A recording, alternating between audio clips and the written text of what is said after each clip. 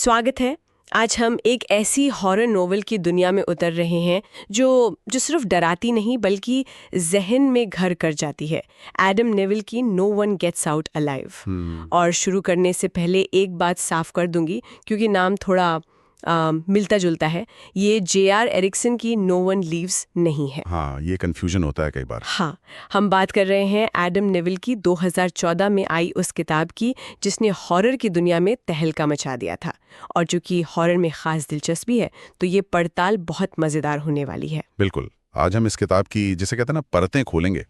और ये सिर्फ कहानी बताने के बारे में नहीं है। नहीं, हम ये समझने की कोशिश करेंगे कि ये किताब भूतों और शैतानी ताकतों से कहीं आगे जाकर गरीबी और लाचारी के असली रोजमर्रा के डर को कैसे दिखाती है। सही। तो चलिए बर्मिंघम के 82 एजवेयर रोड के उस भयानक घर का दरवाजा खटखटाते हैं और देखते हैं कि अंदर कौन सा डरावना सच छिपा है। चलिए, तो इसे खोलते हैं। कहानी की जो हीरोइन है स्टेफनी बूथ एक नौजवान लड़की है जो एक बहुत ही मुश्किल दौर से गुजर रही है। मतलब एक के बाद एक बुरे हालात का शिकार हुई है और अब उसके पास सिर छुपाने तक की जगह नहीं है। पैसे भी लगभग खत्म हो चुके हैं। हाँ, पैसे खत्म हो चुके हैं। वो किसी भी तरह बस गुजारा कर रही है। बिल्कुल। और इसी बेबसी में उसे बर्मिंघम में 82 एजवेयर रोड पर एक कमरा मिलता है जिसका किराया इतना कम है कि यकीन करना मुश्किल है। एक मौके जैसा। हाँ, पहली नजर में ये किसी दुआ के कबूल होने जैसा लगता है, एक नई शुरुआत का मौका। लेकिन असल में ये एक ऐसे जाल का पहला कदम है जिससे निकलना नामुमकिन है। और यहाँ एक दिलचस्प बात यह है कि डर की शुरुआत किसी भूत प्रेत या अजीब आवाजों से नहीं होती। डर की शुरुआत होती है एक जीते जागते इंसान से, नेक मैकगायर। यहीं से एडम नेविल डर की नींव रखना शुरू करते हैं। और वो डर अलौकिक नहीं बल्कि बहुत ही असली और सामाजिक है। शुरू में तो वो अजीब तो लगता है, पर स्टेफनी सोचती है कि चलो इतने कम किराए के लिए थोड़ा बहुत तो सहना पड़ेगा। लेकिन ये थोड़ा बहुत कब एक भयानक टॉर्चर में बदल जाता है पता ही नहीं चलता। सही कहा। बहुत जल्द नैक का असली चेहरा सामने आने लगता है। वो बेतुके नियम बनाता है। जैसे घर में मेहमान नहीं आ सकते या दरवाजा हमेशा बंद रखना है। फिर वो स्टेफनी को डराना धमकाना शुरू कर देता है।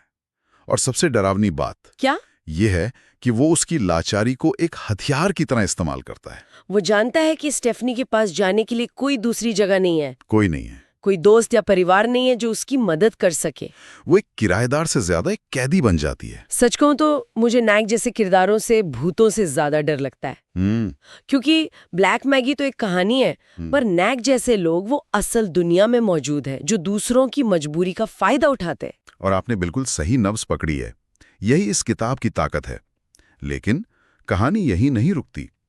जैसे ही हमें लगता है कि इंसानी क्रूरता ही सबसे बड़ा डर है, तभी लेखक एक और परत जोड़ देते हैं। हाँ, और यहीं से बात सच में बहुत डरावनी हो जाती है। नैक का आतंक तो चल ही रहा होता है, पर फिर घर खुद एक दुश्मन बन जाता है। रातें लंबी होने लगती हैं। स्टेफनी को दीवारों से फुसफुसाहटें सुनाई देती हैं। किसी औरत के रोने की दबी दबी आवाजें आती हैं। और खाली कमरों से। हाँ, खाली कमरों से ऐसे लगता है जैसे कोई चल रहा हो। उफ। उसे धीरे धीरे एहसास होता है कि इस घर पर सिर्फ नैक का राज नहीं है। यहाँ कुछ बहुत पुराना, बहुत ज्यादा ताकतवर और शैतानी है। The black Maggi. हाँ, उसे द ब्लैक मैगी नाम की एक प्राचीन शक्ति के बारे में पता चलता है जो इस घर में सदियों से वास कर रही है और इंसानी बलि चाहती है। घर अब सिर्फ ईंट पत्थर का ढांचा नहीं रहता, वो एक जिंदा जाल बन जाता है। बिल्कुल, एक जिंदा जाल जो अपने शिकार को कभी बाहर नहीं जाने देता। किताब का title no one gets out alive, यानी कोई जिंदा बाहर नहीं जाता, यहाँ पर सच होता दिखाई देता है। और यही तो कमाल की बात है। नेक उसे फिजिकली कैद करता है और घर उसे मानसिक रूप से। अच्छा। स्टेफनी दोहरी कैद में है। एक से भागे तो दूसरे में फंस जाए। इसी वजह से कहानी में उम्मीद की कोई किरण ही नहीं दिखती। ये एक परफेक्ट ट्रैप है। तो फिर लेखक ये डर पैदा कैसे करते हैं? क्या ये मतलब अचानक दरवाजे के पीछे से कोई कूद कर सामने आ जाता है, वैसी वाली डरावनी किताब है? नहीं, बिल्कुल नहीं। एडम नेविल जंप स्केयर्स पर निर्भर नहीं है। उनकी खासियत है जिसे स्लो बर्न हॉरर कहते हैं, यानी डर को धीरे धीरे आहिस्ता आहिस्ता आपके अंदर उतारना। अच्छा। वो आपकी सारी इंद्रियों पर हमला करते हैं। वो सिर्फ ये नहीं बताते कि घर गंदा है, वो दीवारों से टपकती नमी की बदबू का जिक्र करते हैं, फर्श पर फैली चिपचिपाहट का एहसास कराते हैं। और वो दबी दबी आवाजें। हाँ, और उन दबी दबी आवाजों का जिक्र करते हैं जो कभी समझ नहीं आती कि वो सच हैं या स्टेफनी का वहम। पाठक दिमागी तौर पर स्टेफनी के साथ उस घर में कैद हो जाता है। इसका मतलब ये है कि डर सिर्फ कहानी में नहीं बल्कि पढ़ने वाले के मन में भी पैदा होने लगता है। एकदम। और इस डर के दो चेहरे हैं, जैसा हमने पहले भी कहा। एक तरफ है इंसानी राक्षस नैक और उसके वहशी दोस्त। ये वो लोग हैं जिन्हें हम असल दुनिया में देख सकते हैं। इनकी क्रूरता समझी जा सकती है, जो इसे और भी भयानक बनाती है। और दूसरी तरफ है अलौकिक राक्षस ब्लैक मैगी, जो इंसानी समझ और तर्क से परे है।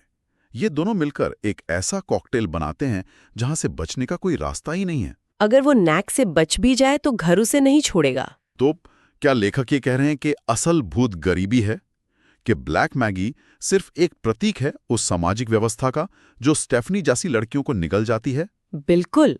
और यही इस किताब को एक साधारण हॉरर नॉवेल से उठाकर एक साहित्यिक कृति बना देता है। सही। घर से बाहर भी स्टेफनी के लिए दुनिया उतनी ही डरावनी है। कम पैसे, कोई सपोर्ट सिस्टम नहीं, कुछ भी नहीं। 82 एसवे रोड उस बाहरी दुनिया का ही एक ज्यादा भयानक और ठोस रूप है। हाँ। एडम नेविल ये सवाल पूछते हैं, ज्यादा डरावना क्या है, एक प्राचीन बुरी आत्मा या वो समाज जो आपको उसके दरवाजे तक पहुंचा दे और आपके पास कोई और रास्ता न छोड़े? ये बात कहानी को बहुत गहरा बना देती है। स्टेफनी वहां इसलिए नहीं फंसी रहती क्योंकि वो बेवकूफ है, बल्कि इसलिए क्योंकि उसके पास कोई चारा नहीं है। कोई चारा ही नहीं है। उसका वहां रहना उसकी बेबसी का सबूत है। ये असलीपन ही इसे और ज्यादा परेशान कर देता है। ये सिर्फ एक डरावनी कहानी नहीं, एक हकीकत लगती है। इतना सारा डर और तनाव, क्या लेखक इसे शुरू से अंत तक बनाए रख पाते हैं या कहानी बीच में कहीं धीमी पड़ती है? ये एक बहुत अच्छा सवाल है, क्योंकि किताब की पेसिंग यानी गति इसकी एक बड़ी खूबी भी है और कुछ लोगों के लिए खामी भी। अच्छा। कैसे? पहला हिस्सा बहुत तेज और तनाव से भरा है। आप स्टेफनी की हर सांस के साथ डर महसूस करते हैं। बीच का हिस्सा जानबूझकर धीमा किया गया है। ओके। यहां लेखक माहौल बनाने, उस घर की घुटन को आप तक पहुंचाने और स्टेफनी के मानसिक टूटन को दिखाने पर ध्यान देते हैं। कुछ पाठकों को यह हिस्सा थोड़ा खिंचा हुआ लग सकता है। और अंत क्लाइमैक्स बिल्कुल क्रूर, हिंसक और दिल दहला देने वाला है। वो सब्र जो लेखक ने बीच के हिस्से में दिखाया है, उसका फल अंत में एक ऐसे धमाके के रूप में मिलता है जिससे आप कभी भूल नहीं पाएंगे। मतलब बहुत तेज और बेरहम है। तो फिर ये किताब है किसके लिए? किसी इसे उठाना चाहिए। अगर किसी को द रिचुअल जैसी किताब या फिल्म पसंद आई थी जिसमें वो लोक कथाओं का डर और इंसानी बेबसी का मिश्रण था, हाँ, तो उन्हें वो जरूर पसंद आएगी। हाँ। या फिर अगर आप ऐसी हॉरर कहानियां पसंद करते हैं जो सिर्फ भू करके डराती नहीं बल्कि आपके दिमाग के साथ खेलती हैं, साइकोलॉजिकल थ्रिलर की तरह। हाँ, एक साइकोलॉजिकल थ्रिलर की तरह आपको परेशान करती हैं, तो ये एक बेहतरीन किताब है। लेकिन यहाँ एक चेतावनी भी जरूरी है। क्या? ये किताब दिल दहलाने वाले सीन से भरी है, जिसे हम गोर कहते हैं, यानी खून खराबा और हिंसा का बहुत कच्चा और साफ चित्रण। ये उन लोगों के लिए नहीं है जो सिर्फ माहौल वाले डर को पसंद करते हैं। मतलब ये कोई हल्की फुल्की डरावनी कहानी नहीं है। बिल्कुल भी नहीं। ये बहुत ही अंधेरी और निराशा से भरी कहानी है। इसमें उम्मीद की किरण ढूंढना लगभग नामुमकिन है और लेखक अपने किरदारों के साथ कोई रहम नहीं करते। तो अगर कोई एक मजेदार डरावनी रात के लिए कुछ ढूंढ रहा है तो शायद ये किताब उनके लिए नहीं है। ये एक ऐसा अनुभव है जो आपको हिलाकर रख देगा। इस पर नेटफ्लिक्स पर एक फिल्म भी बनी है जो काफी चर्चित रही। क्या वो इस कहानी के साथ न्याय कर पाती है? कुछ हद तक। फिल्म अपने आप में एक अच्छी हॉरर मूवी है, लेकिन वो किताब से काफी अलग है। अच्छा। फिल्म ने कहानी में एक बड़ा बदलाव किया और मुख्य किरदार को एक अनडॉक्यूमेंटेड इमिग्रेंट यानी एक अवैध आप्रवासी बना दिया। इससे कहानी को एक नया सामाजिक एंगल मिलता है जो अपने आप में दमदार है। तो फिर किताब में ऐसा क्या है जो फिल्म में नहीं है? किताब का जो वो क्लॉस्ट्रोफोबिक यानी एक बंद जगह में फंसे होने का डर है, हाँ, वो फिल्म में उस गहराई तक नहीं आ पाता। किताब में आप घंटों तक स्टेफनी के दिमाग के अंदर रहते हैं, उसकी हर छोटी बड़ी चिंता, उसके डर और उसकी टूटती हुई हिम्मत को महसूस करते हैं। वो मनोवैज्ञानिक गहराई। हाँ, फिल्म उस मनोवैज्ञानिक गहराई को छू नहीं पाती। तो कह सकते हैं कि फिल्म एक अच्छी हॉरर मूवी है, पर किताब एक परेशान कर देने वाला अनुभव है जो आपके साथ रह जाता है।